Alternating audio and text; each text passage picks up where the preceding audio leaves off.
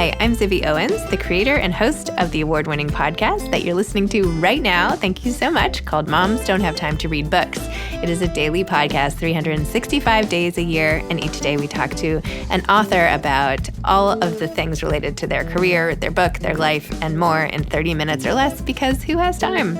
I am now an author myself, although I wasn't when I started this podcast, and you can get my new memoir, Bookends, a memoir of love, loss, and literature, wherever books are sold starting July 1st, and my children's book, Princess Charming. You can learn more about me at zibbyowens.com, but really you're here to learn more about the authors, and that is what we're going to do.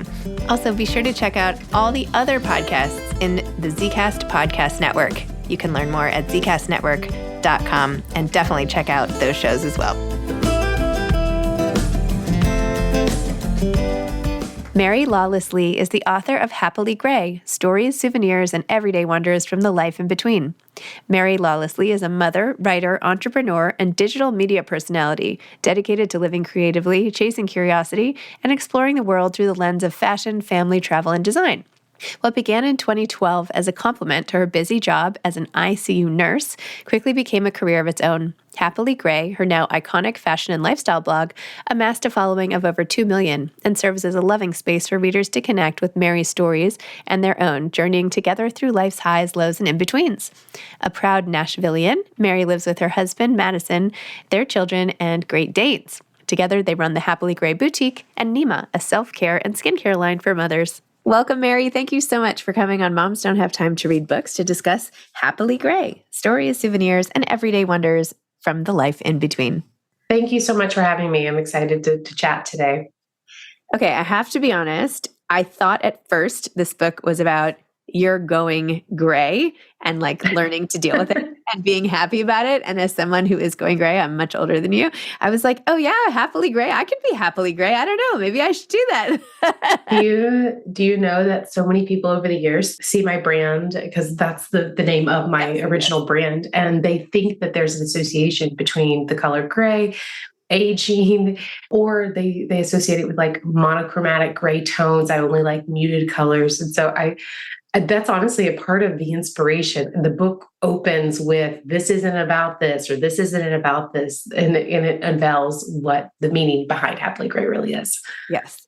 I, like you, do not have an easy time in like the gray areas of life necessarily at first. Like I have to fight against this whole black and white mentality, and you're sort of giving us the runway of like, well, this is a life, we can live this way. It doesn't have to be all or nothing all the time. So I appreciated the messaging behind that a lot. Thank you. You have such an interesting life story, and it's really like you produced a memoir in photographic, very stylized form. It's like if a memoir were to become an Instagram post inside of a book, this is kind of what you'd get. It's like a compilation, a very visual interpretation of a life, which is super engaging and yet just as heartfelt and intimate in words as like a text-only type memoir in many places. So I love that. I thought it was super innovative and really awesome as a huge memoir lover. Thank you. I predominantly only read memoirs. I love memoirs because I can learn a lot from other people's journeys. And because of my history my story is really told through pictures and over the last decade. And I wanted there to be that element to some degree within this book. That was important to me. I felt like it would feel, very familiar for the reader. And so we tried to balance it with, not interrupting the words and not letting the pictures take over the words, but there being emotion through those photographs as well. That's awesome.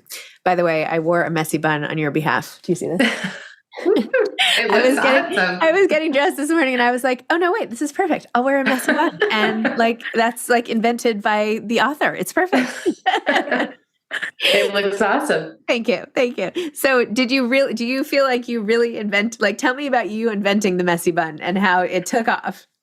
It's funny because it had nothing to do with a hairstyle, had nothing to do with me wanting to do hair how-tos or anything. It was like, the messy bun came about, and I talk about this in my book around the chapter of social media, that I didn't, being photographed and being in pictures, being kind of the face of my brand felt odd to me. It never felt familiar, and it still doesn't today. I still get camera shy. I still like tense up in front of the camera. And turning my head was my go-to. I would wear sunglasses, I would turn my head, and I always just, not that I'm a great hairstylist by any means, I just always like flipped my hair and it ended up being in a messy bun. And because people always saw the front of my outfit, but the back of my head, it somehow I adopted. I didn't even know it, but a friend was like, "Do you realize that you earned this title of messy bun on Pinterest?" And so then I started telling people how I did my messy buns. But it was a very accidental coincidence because it came from this, motive of not wanting to show my face and connect my eyes to the camera, or, it feel like I was doing this out of vanity. It was truly about the clothes and the fashion and the style, but kind of this awkward girl trying to figure out how to be in front of a camera that I knew nothing about. I was like trying to kind of function in that way, but really my passion was the fashion at that time. Well, thank you for giving the rest of us the excuse to have our hair look like this and pretend it is styled. Yours really was styled looking, but anyway. So from the superficial all the way to the most personal ever, you wrote really openly and beautifully about your eating disorder. And you did it in a way where you started early on and you showed us exactly how it progressed. You talked about when interventions were attempted and how you would maybe go in one direction and then veer very dramatically in another. And then you leave the reader with all of these tips on sort of managing and dealing with things and being sort of in this place of recovery, but never recovered, so to speak. So tell me more about your journey. Tell the listener what happened, how it started, and catch us up to where you are with it today, post two beautiful children who I feel like I know after your book.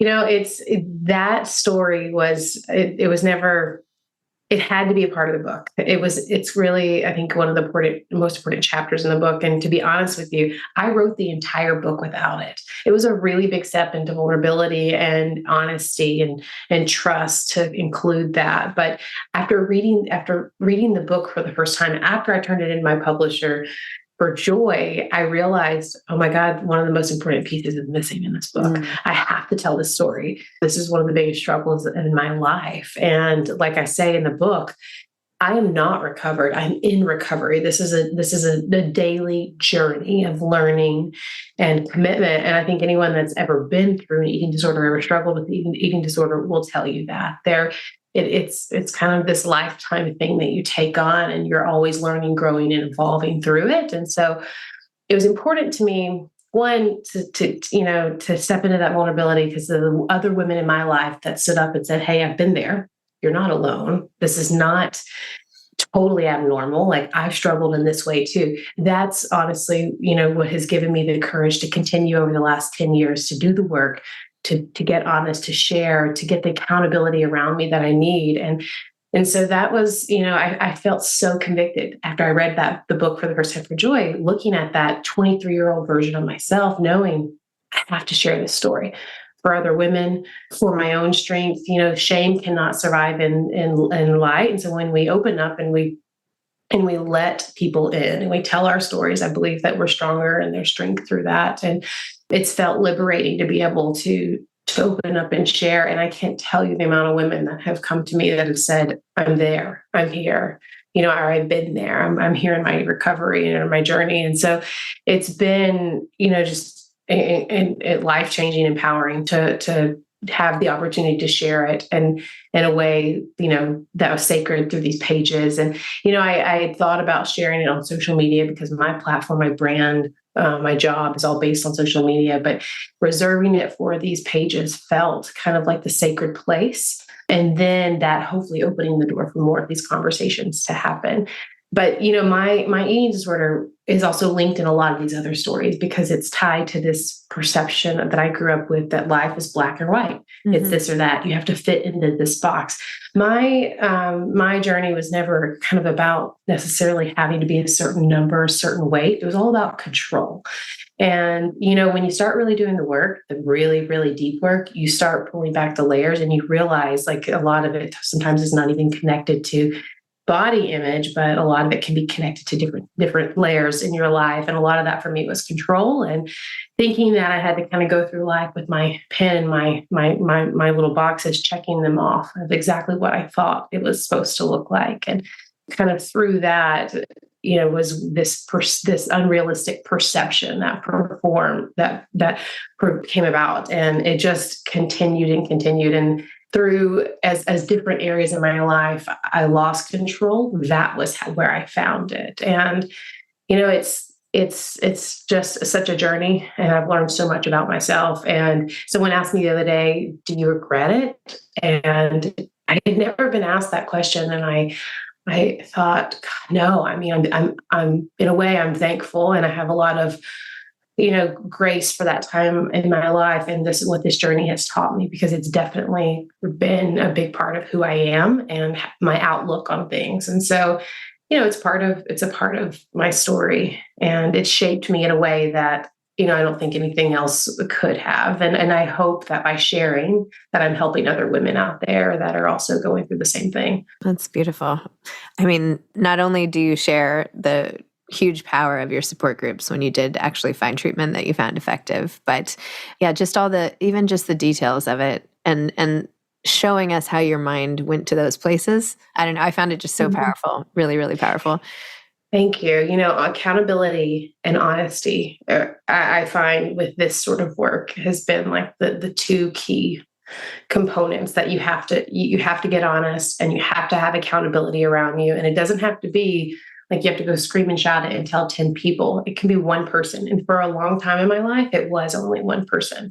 And so I think, if anything, I would say where to start. Those are two great places to start in that journey.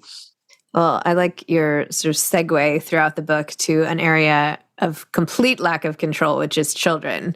Tell me about it. I have 4 kids, so I know what you go through. I've been there. It does get, I mean, it sounds so trite to say it gets easier, but in some ways it gets harder. But anyway, it's true. I feel like once I personally was like, okay, these are the kids. This is what we have. Like, I respect who they are, and I'm just here to I can't shape them like they're some Play-Doh. Like, I am here just to make sure they're okay and teach them right from wrong and do my best. But I can't, because otherwise I was driving myself bananas. I don't know. Mm-hmm. I can see that. I have right now I have a 1.5-year-old and a 3.5-year-old, and I'm currently 6 months pregnant. So I can only imagine, because you try so hard. I think you exhaust so much energy by trying to make sure they're taking the right path. But at the end of the day, my husband and I talk about we got to give them the right tool set and the right environment. And, we have to also let them be people and let them fall and make those mistakes. Because, I reflect back on my 34 years of living thus far, and those are the big moments, right? Those are the moments that you really figure out how to trust yourself, who you are. But that's so hard, especially when you're the parent. You just want them to succeed. You want them to do well, and so. Well, I feel like I'm interested in how things go with your 3rd kid, because I feel like the more kids I had, the more relaxed in a way, only because it showed me how little what I did mattered. They are who they are. So in a way, there's grace in that, because I don't know. So I love that. Yeah. Hopefully I kind of wish I had known that ahead of time, but maybe you just have to learn it on your own. Anyway, so you had your kids, you have this huge brand, and you also include your love story with your husband. And I love hearing how you met him, and the two of you are so cute together.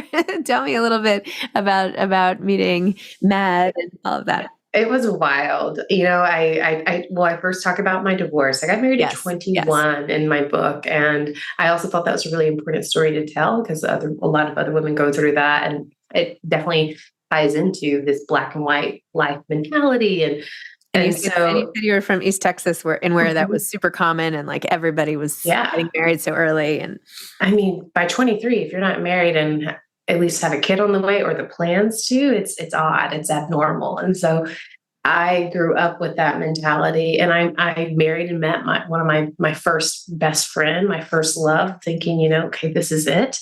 And up to that point, had not had any experience prior to that. And so I learned a lot through that experience. And that's why I felt like that story was so important to, it was a key story, key experience in shaping me and getting me ready to meet the person that I actually was meant to be a life partner with. And Matt and I's story is bizarre. It is bizarre. We met through a friend, but I was talking to him for the first time, and I find out I'm sitting there listening to him talk, and it's not what he's saying, it's his mannerisms and it's his voice. And I interrupted mid-sentence because I could tell he was from the same area that I was from. We grew up within 20 minutes of each other. And we'd never met each other in Nashville 10 years later. We were born at the same hospital. It was just this bizarre familiarity. And our parents had dinner before we even met each other's parents because they had mutual friends. Once I was like, kind of dating this guy, and he told his parents. So it was just, it was the divine timing and totally meant to be. We dated for 7 months. We got married a month before our 1-year anniversary of meeting. And I think, it was one of those things that my mom has always said, when you know, and I had never understood that. I mean, I got married at 21 and I never understood. I was like, something she just says. But when I met him, I felt that deeply. I felt that familiarity and that life partner. Of course, there's like a lot of passion and stuff, but it was deeper than that. And so we just didn't waste any time because we really knew. And so it's been really sweet being able to build a life together and have this familiarity sense of home. I think that has really grounded our relationship because we can each respect kind of our upbringing and where we came from. And we kind of align on this perspective of where we came from, but where we want to go and how we want to evolve our family. Amazing. I love stories like that.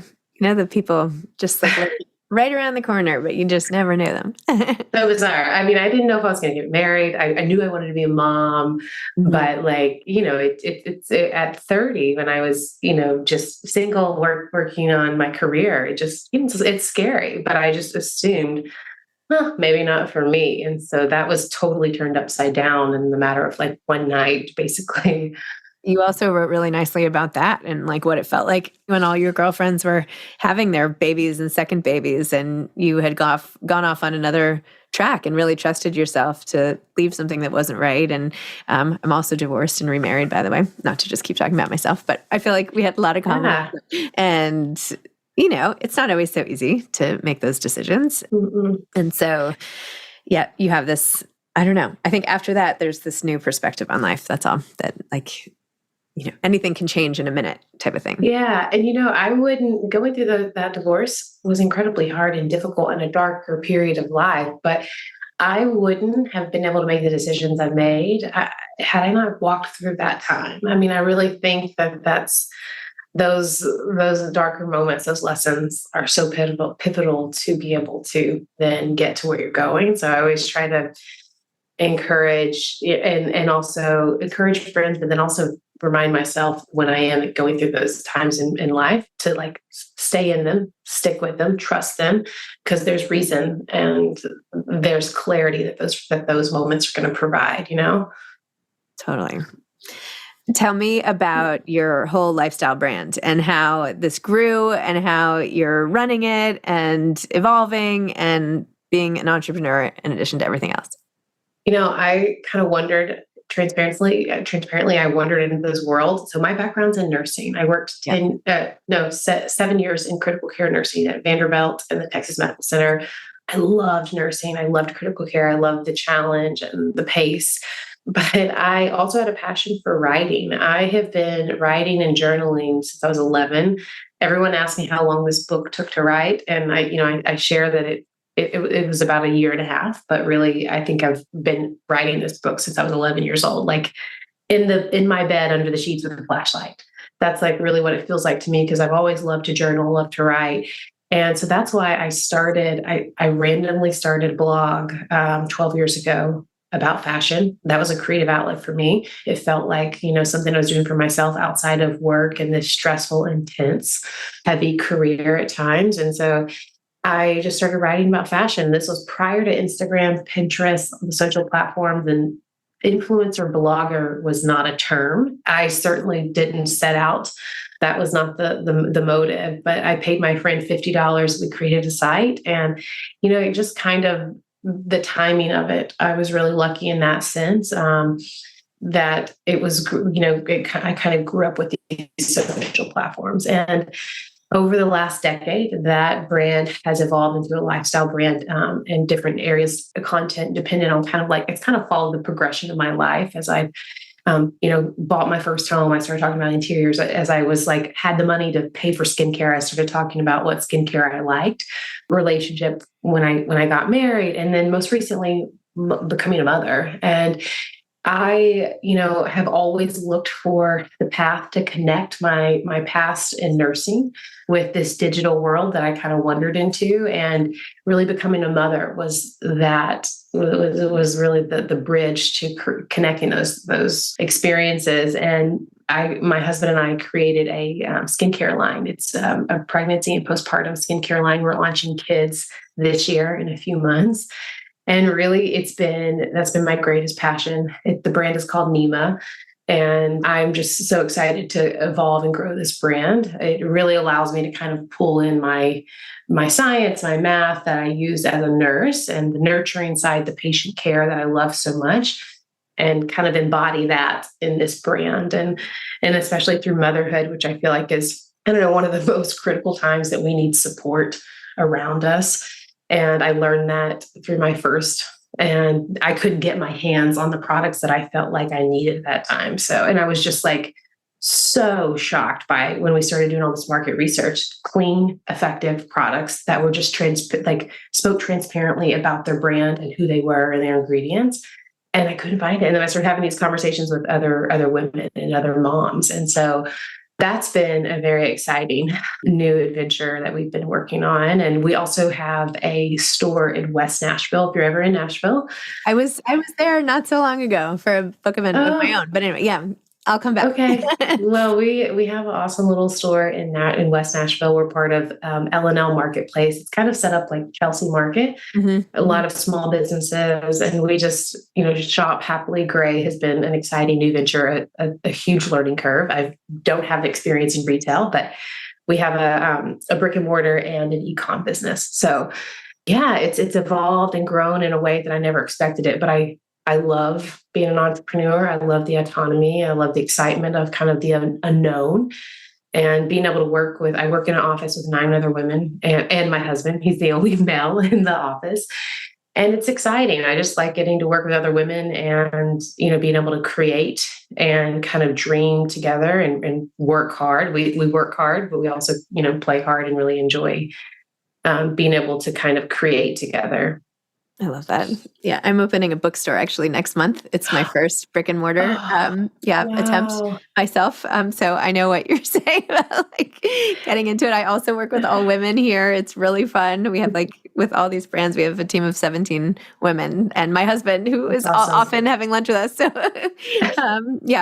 it's really fun. I was just thinking you should come. I also put on these retreats around authors and books and everything, and we have one coming up in Charleston. I feel like you would have so much fun, and you could even give out samples of your skincare line to the attendees, or be a partner. I don't know if you have any interest. Please send me the info. I also love Charleston, and we haven't been in a bit. The food in Charleston is so good, but please send me the info.